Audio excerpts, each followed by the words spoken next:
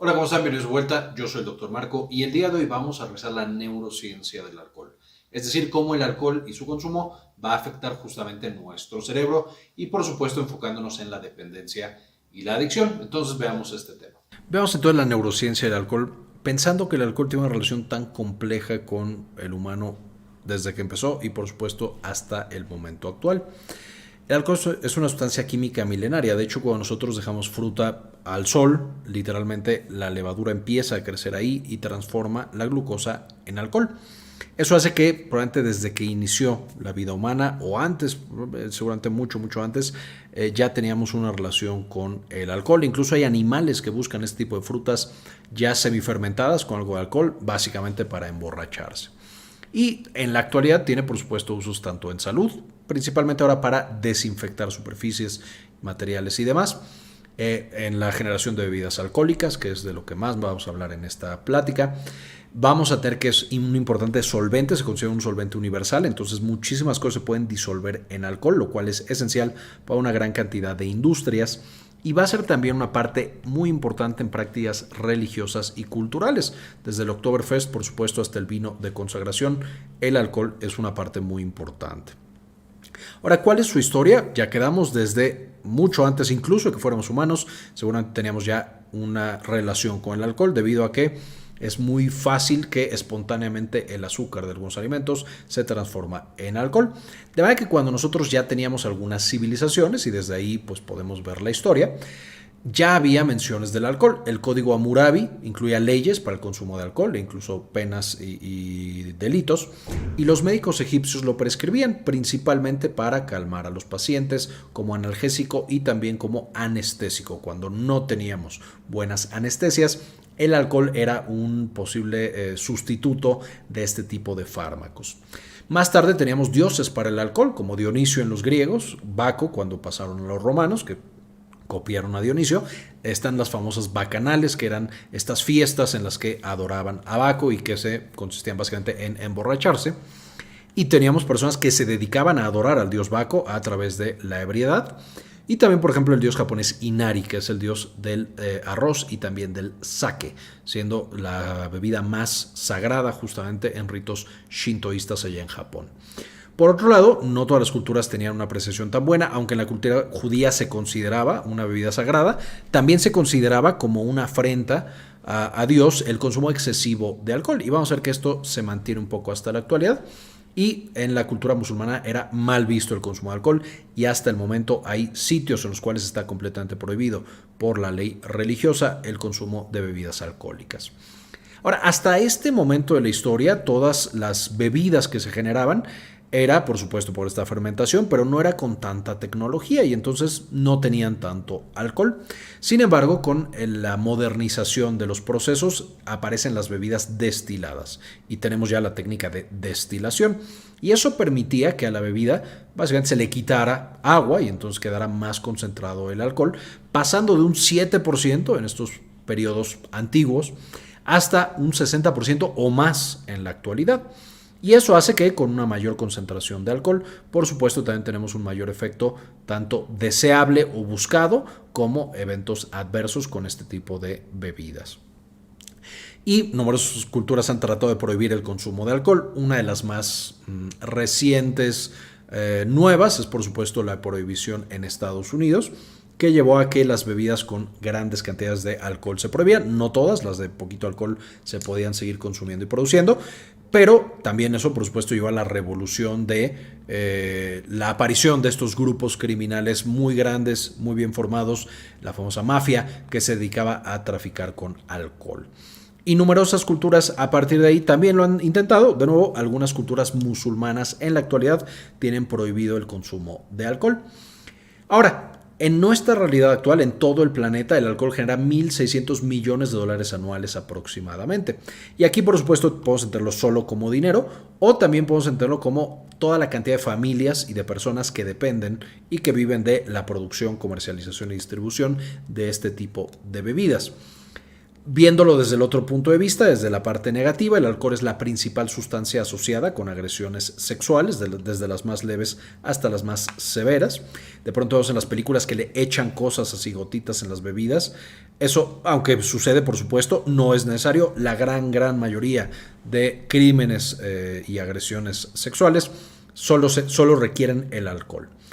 Va a ser la principal causa de accidentes y muertes automovilísticos y por lo tanto también de muerte en adultos jóvenes, porque los adultos jóvenes son de los principales grupos poblacionales afectados por este tipo de cosas.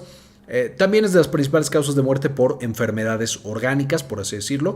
Está relacionado a una gran cantidad de tipos de cáncer, cáncer de boca, de esófago, cáncer de hígado, por supuesto, etcétera. Va a causar cirrosis, que es una insuficiencia hepática severa, que ya tenemos todo un video de cirrosis que les dejo en la parte de arriba para que puedan revisar. Y finalmente, volviendo al aspecto no necesariamente malo, es central para muchas celebraciones religiosas hasta el día de hoy. En Día de Muertos aquí en México, por supuesto, tenemos la tradición de llevarle una bebida alcohólica a nuestros muertitos, su bebida favorita durante la vida.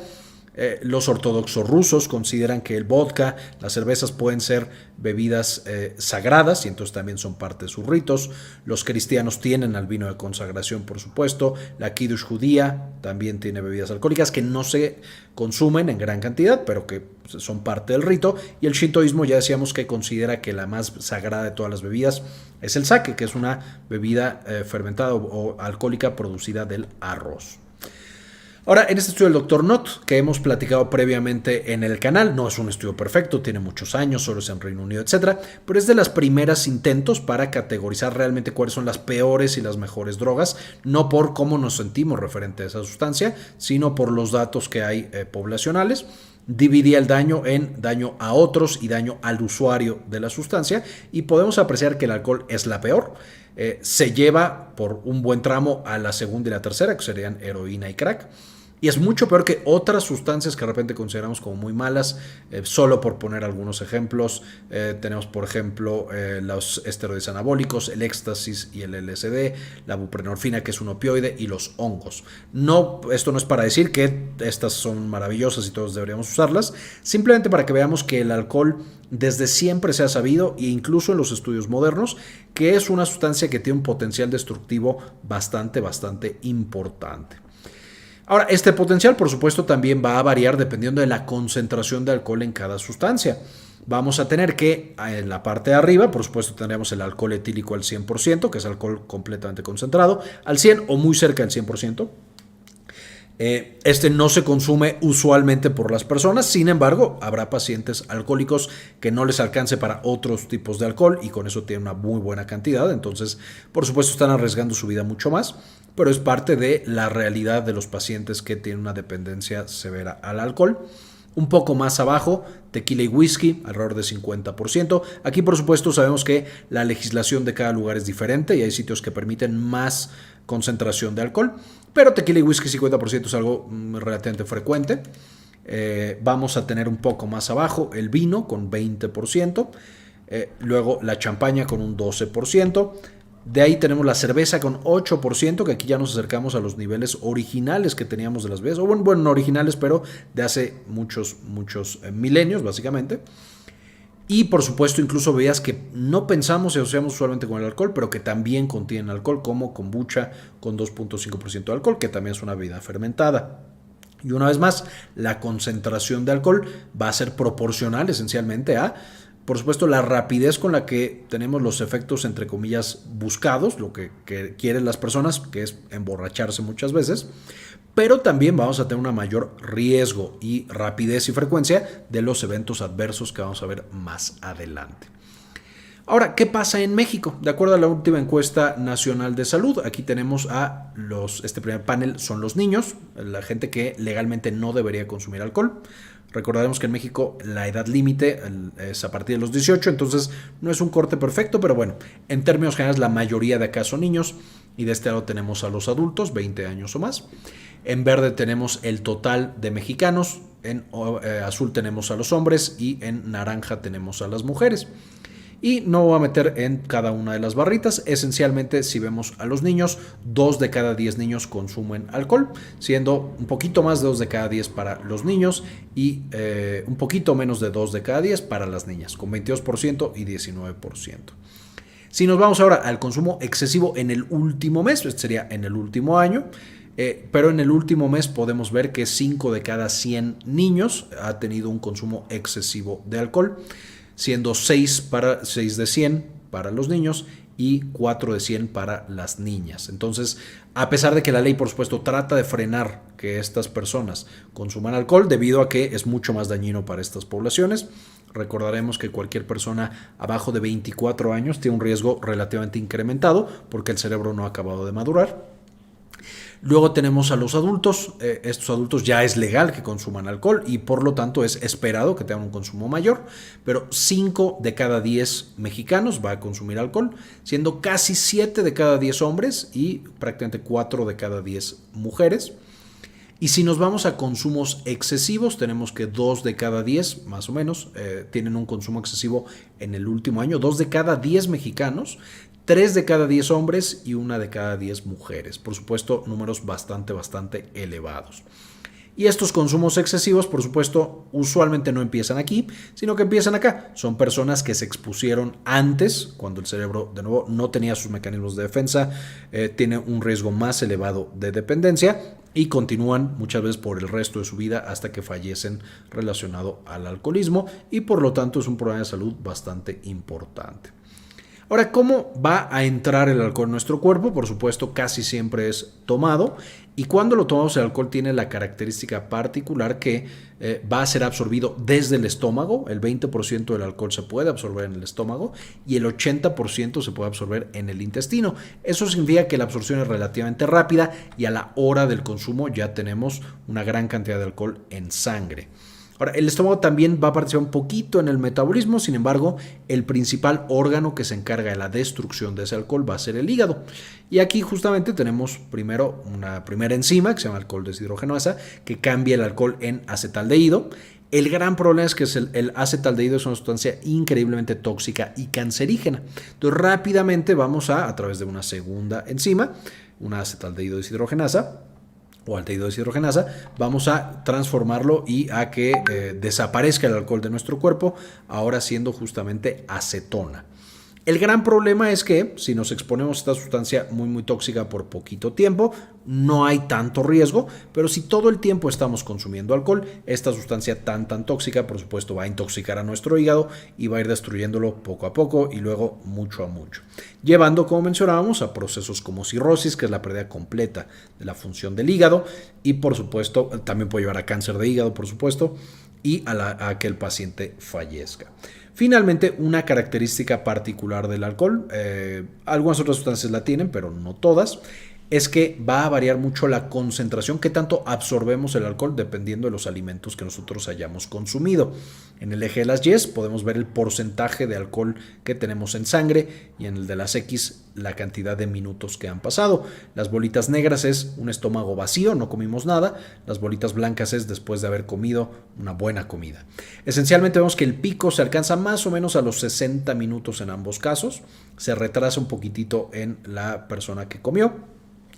Pero además, aunque la dosis fue exactamente la misma, la persona que comió tiene niveles mucho más bajos de alcohol en sangre versus la persona que no comió nada. Además, si nosotros extendemos justamente estas líneas, veremos que el alcohol dura más tiempo en la sangre.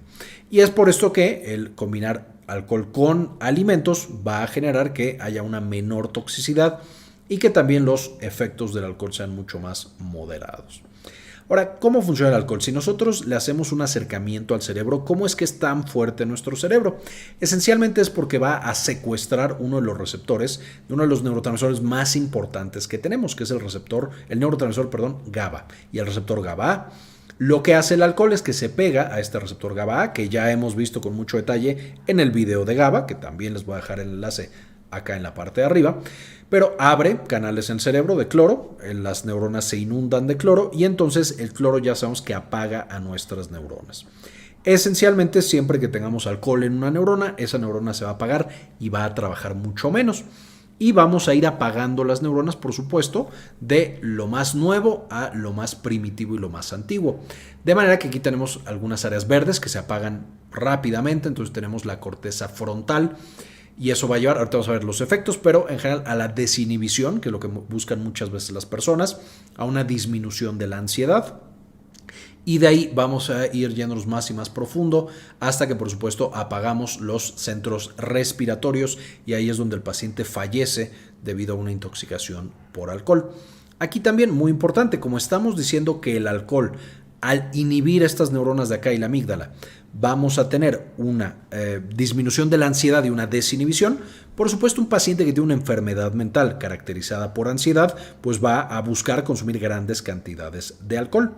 Y entonces aquí tenemos el problema que hemos mencionado un par de veces en videos anteriores y es la famosa patología dual. Una persona que tenga una enfermedad mental es mucho más susceptible a volverse adicto a una sustancia porque se está, entre comillas, automedicando, porque el efecto de esa sustancia de abuso está mejorando el funcionamiento de su cerebro y entonces se vuelve más dependiente de esa sustancia y por lo tanto para manejar la adicción vamos a necesitar, por supuesto, manejar también la enfermedad mental. No podemos separarlas. Ahora, además de estos centros que se van a inhibir, tenemos aquí, por ejemplo, también otras áreas específicas del movimiento, de la memoria, etcétera, que de nuevo ahorita vamos a ver, pero en la parte de abajo tenemos el sistema de recompensa. Este sistema de recompensa, esencialmente el alcohol, va a potenciarlo.